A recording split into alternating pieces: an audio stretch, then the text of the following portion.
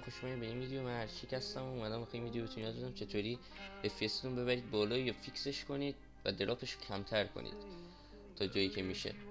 خب اولین کاری که بهتون یاد بدم خیلی سریع برم سراغ اصل مطلب. تو تنظیمات خود فورد خیلی قسمت اولش، خب اینجا بیاین ویندوز فول اسکرین 1920 20 آف کنید. FPS متغیر هر چقدر سیستمتون میکشه بذارید. پرفورمنس مود 100%. اینجا تنظیمات نور کاری نداریم. این 3D رزولوشن اینو خیلی دیدم میذارم رو 100%. که رو 100 بذارید FPS اون خیلی دراپش بیشتر میشه. بین 75 بذارید تا 90 بمونه. خب من خودم 83 میذارم. هرچی پایین تر بره FPS دراپتون 100% کمتر میشه، ولی شفافیت بازی یه ذره میاد پایین. شفافیت رنگ اینو آف کنید. این دید بازیه، اونایی که میخوان ایم رایفلشون بهتر باشه میان میذارن روی بالا، کیفیت بالا، ولی خب اصلا این خوب نیست، پیشنهاد نمیکنم چون FPS دراپ رو بیشتر میکنه و دیلی زیاد. من خودم رو مدیوم میذارم، ولی شما روی نیر بذارید به نظر من بهتره، ولی من چون بچل زیاد پلی میدم میذارم رو مدیوم. اینم رو لو بذارید، لو شو FPS میل خودتونه.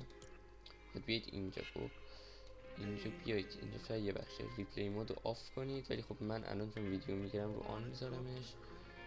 خب اینجا تموم شد. میریم سراغ ویندوز. توی ویندوز میرید داخل ستینگ، توی ستینگ میرید توی گیمینگ، گیم مود رو آن میکنید که ویندوز تمرکزش بره روی گیم بار رو 100% آف کنید. بعد دوباره همون گیم مود بیاین گرافیک رو بزنید. بیاید اینجا سرچ لیست و بازی که دارید رو سرچ کنید، مثلا فورتنایت، مثلا VMP، GTA، هرچی دارید اینجا سرچ کنید، ادش کنید، بیاید بذارید رو های پرفورمنس. خودش روی لت ویندو دیزایده. خب شما بیاید بذارید رو های پرفورمنس AMD، اسم کارت گرافیکتون رو می‌نویسه، بذارید برید. من الان رمبو و VMP و هر برنامه مهمی داشتم مثل فیلم گرفتن، اینا رو گذاشتم داخل این بخش. خب اینجا خیلی کمک می‌کنه. اینجا دیگه مورد بعدی که بهتون میگم، روی کیبوردتون ویندوز آ رو با هم بگیرید تا این تب براتون باز شه. تمپ رو سرچ کنید.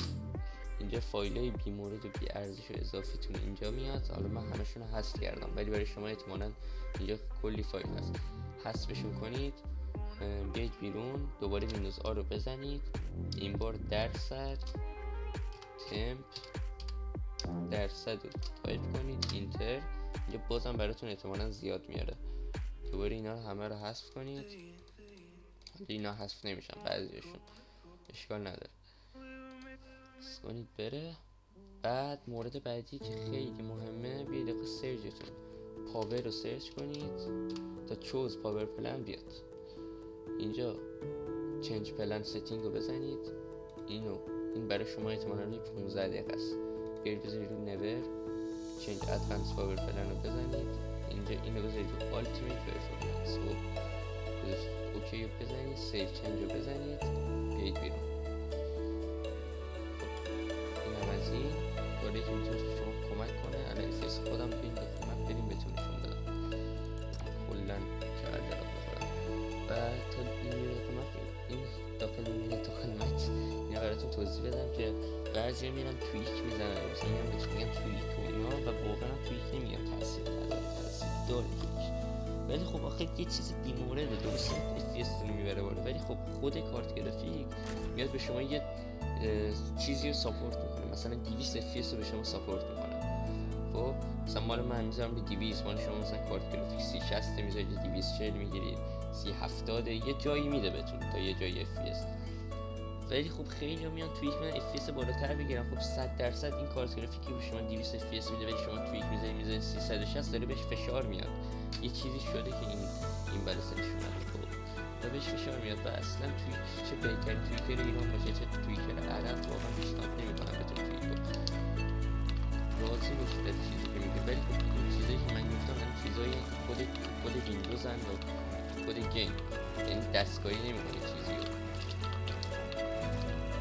ببینن دارم لیدیت میکنم FPS هم 190 بره دارم میکنم، تیر میزنم تا 190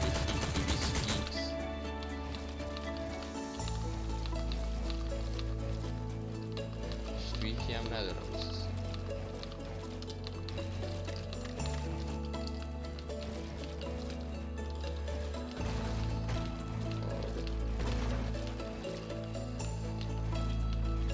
یه روش دیگه هم هست یادم رفت بهتون بگم، اکزیت، یه برنامه این اسمش اکزیت لگه ولی پولیه، ماهیانه داره، 3 ماهه داره، خیلی میرن میخرن، بعد هم پینگشون بهتر میشه، هم میگن تا یه حدودی FPS بوسته.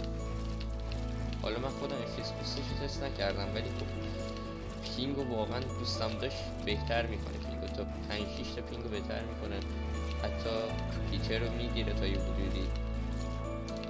برنامه خوبیه ولی خب نمیصرفه، گرونه یکم، احتمالا چند روزم فکر همه داشتم.